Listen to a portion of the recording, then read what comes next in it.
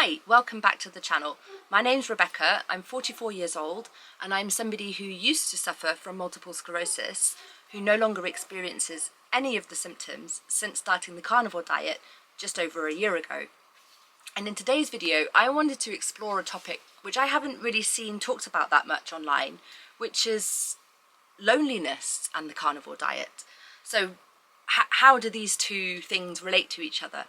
Well, in my experience, it's been both a positive thing and a negative thing in terms of loneliness. Any restrictive diet can be something that isolates you because food is such a huge part of social bonding and coming together. You know, social gatherings often revolve around shared food, and like no one wants to be that picky eater that's allergic to everything or doesn't eat this or doesn't eat that. And if you're following a restrictive carnivore diet, then it just makes it harder to find suitable options at restaurants or visiting people or out at events, and that has a quite socially excluding effect.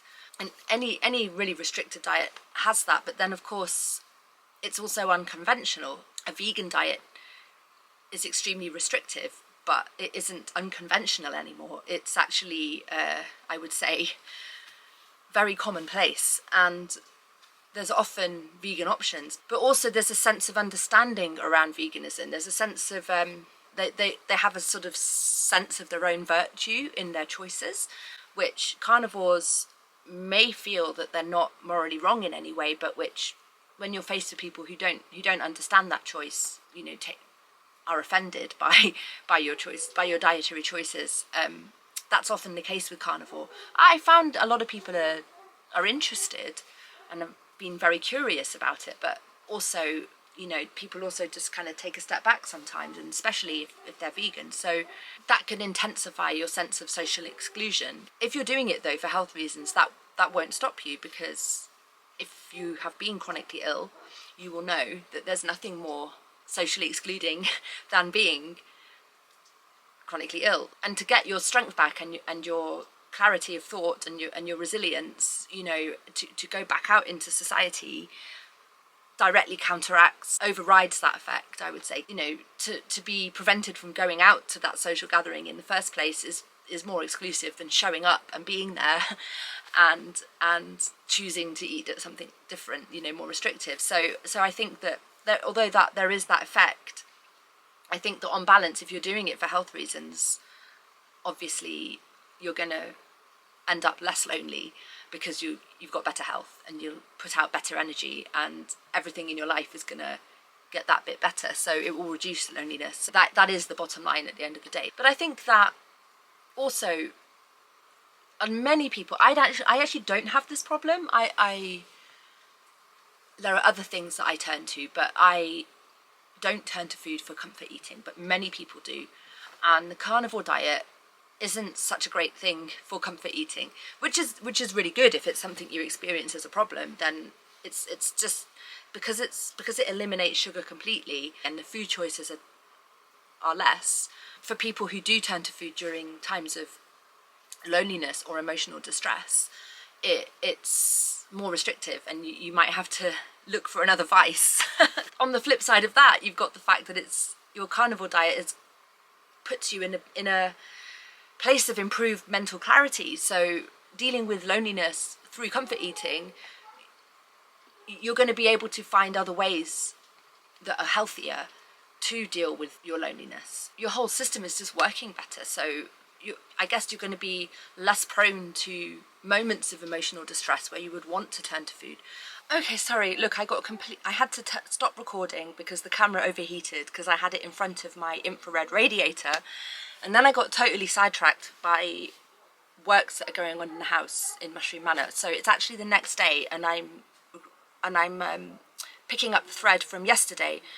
So I've covered the fact that the diet is restrictive and often misunderstood or divisive, and therefore that can have a socially excluding effect to some degree. But I also covered comfort eating, which is a very lonely activity. The carnivore diet doesn't lend itself to comfort eating, but then at the same time, not only does it eliminate the substance that's addictive in itself, but it also potentially puts you in a situation where you have got better mental health, and if you're struggling with chronic illness, you know, it's back to the same point again. You're in the driving seat of your life. You can decide to fill your life, your time, with activities so that you don't have time to be lonely, and you can make choices to go out and to meet other people and to try and address the issue in healthier, more sustainable ways. And I want to talk about as well the fact that for me the carnivore diet's had a very surprising effect in that it's changed my entire lifestyle. It's actually led me to make choices about the way I live my life that take me away from bad habits such as screen addiction, because we live in times of, I would say, a loneliness epidemic, and you could attribute that to many different factors, but I personally would put at the top of the list or near the top, social media and screen addiction. And I feel like the carnivore diet, it may not have this effect on everybody's lives, but in my experience, it's actually led me towards a whole new way of life that it feels to me has put me back in touch with my essential humanity and the food chain and raising animals for food. I'm going to become a shepherdess. A shepherdess. I never thought that would be on my CV. You know, it's crazy. But it's true. My life's full of activities now which are more physical in nature, and you know, I'm using my hands a lot more. I'm learning new skills, hard life skills, which take me away from screen time. That's just a really cool effect of the diet that I wouldn't have anticipated. It's really profoundly changed the way that I see myself and live my life. But you know, by far the biggest thing that I would say about apart from the fact that the carnivore diet gives you your health back, which fundamentally changes your options, it also is a wonderful community in itself. And I say that even though it's an online community, it's social media, so that seems to go directly against what I just said.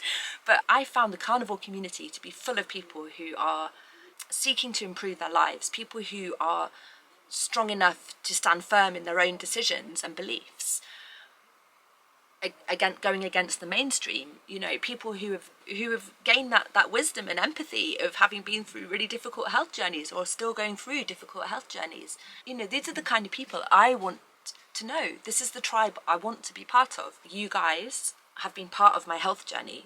You have helped to cure something, to heal something that was quite deeply broken from those years when I was sick and isolated.